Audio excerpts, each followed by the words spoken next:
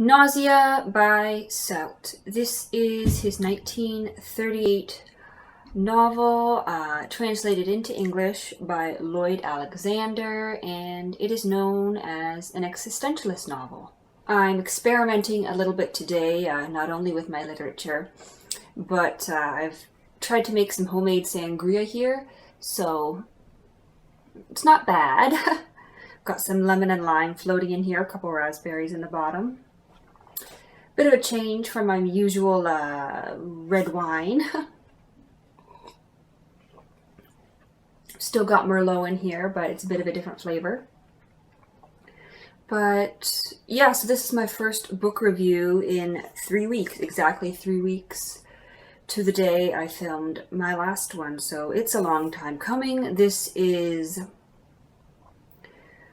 the second full novel that I finished since then. As I said in one of my previous videos, I have been reading, just not novels. I finished Meet Me in St. Louis the other day, and that was just an atrocious read, and I will not be reviewing that because I did not enjoy it at all.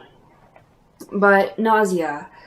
This is my first experience with Sartre's literature, with his fiction. I did read a lecture that he had given at some point, but that is the only thing I've read by him, apart from bits and snippets of his nonfiction work in English literature and rhetoric classes. So Sartre is kind of a new author for me.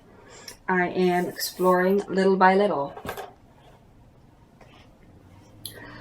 So Nausea itself is about a 30-year-old Antoine. He's living in France, and he is kind of disenchanted with life.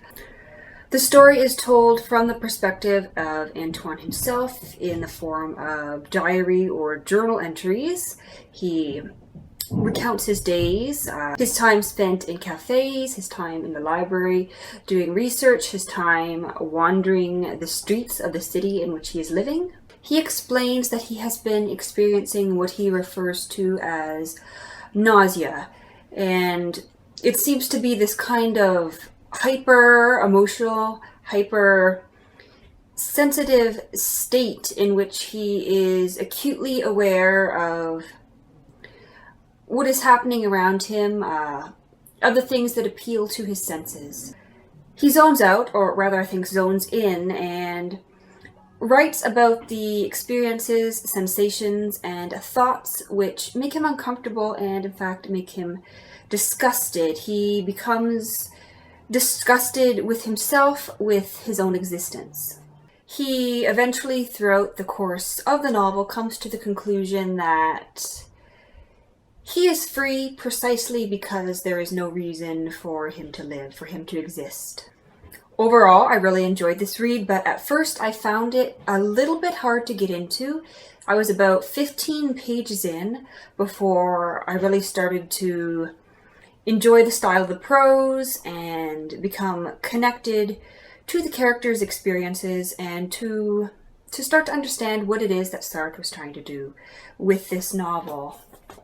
I think the first line that really got me happens somewhere about page 14 or 15, and it's when Antoine says that it's Friday.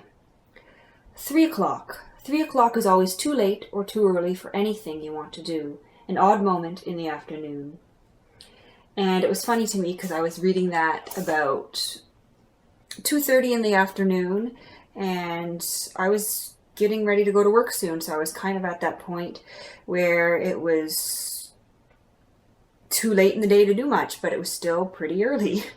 Then, of course, there were moments throughout when Antoine was recalling an encyclopedia entry he'd read, or recounting something that he had come across in his research. He is working on a novel of an historical figure, and I just found those passages kind of boring. My eyes would start to glaze over a little bit, and so I had to go back and remind myself that these passages are in there for a reason, and I should probably make sure I read what's actually there. One of the fascinating things for me about this novel, though, is the kind of way that Anton picks apart what makes a person, what makes their identity. Sartre has Antoine kind of stumble into ideas such as we are the stories that we tell about ourselves. And later on, when Antoine is visiting a former lover, she makes a comment about how he always played his part so well, as if they both are actors constructing a scene of sorts. Antoine throughout has the sense that we create our identities, and when we tire of those identities, when those identities are no longer enough for us, when the way that we're living is no longer sufficient for us to be happy, to feel fulfilled, then we have the opportunity or the potential to start anew, have a new beginning, and try again. This is what I think he stumbles across at the end of the novel when he sets out towards Paris and decides to start life over and forget his past. In fact, he seems to believe that he has no past at all and that memories are not existence. I have to admit, I don't think I completely understand what Sartre is getting at with the whole memories are not existence thing that came up again and again throughout the novel. If you have any thoughts on that, I would love to hear about it in the comments. As I said, Sartre is a new author for me in terms of his fiction. What made the prose so enjoyable for me was not only the personal in-depth look we got into Antoine's inner mind, but also the way that he observed characters around him. Through his observations, we got a look at other characters. So you have these little snapshots of fascinating people, really. On page 111, there was an encounter in a cafe that I underlined. I don't listen to them anymore. They annoy me. They're going to sleep together. They know it. Each one knows that the other knows it. But since they are young, chaste, and decent, since each one wants to keep his self-respect and that of the other, since love is a great poetic thing which you must not frighten away, several times a week they go to dances and restaurants, offering the spectacle of their ritual, mechanical dances. After all, you have to kill time. They are young and well-built. They have enough to last them another 30 years. So they're in no hurry, the delay, and they are not wrong. Once they have slept together, they will have to find something else to veil the enormous absurdity of their existence. Still, is it absolutely necessary to lie? I glance around the room. What a comedy! All these people sitting there looking serious, eating. No, they aren't eating. They are recuperating in order to successfully finish their tasks. Each one of them has his little personal difficulty, which keeps him from noticing that he exists. There isn't one of them who doesn't believe himself indispensable to something or someone. Apart from Antoine, I think the most interesting character in here is the self-taught man who Antoine comes across at the library as he is studying, and you realize quite quickly that the self-taught man is probably gay, although you don't find out for sure until near the end of the novel. But he's an interesting character because he spends his days reading through the books at the library.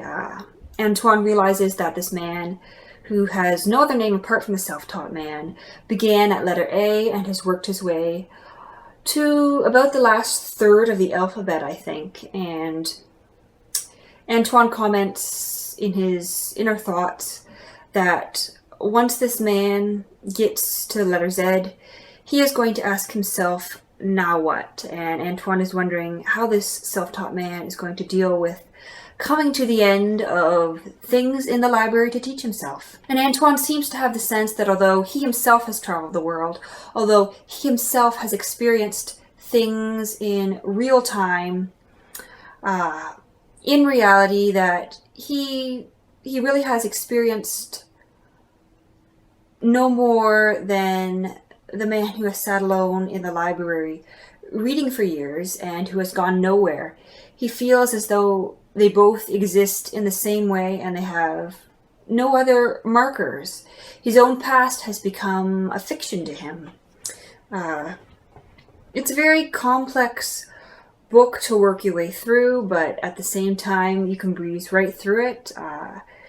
The writing itself is not hard to get through, at least the translation I read was not, but I'm left with some questions, so if you've read this, if you have any thoughts, help me out in the comments. I'd love to hear what you think of Sartre's Nausea.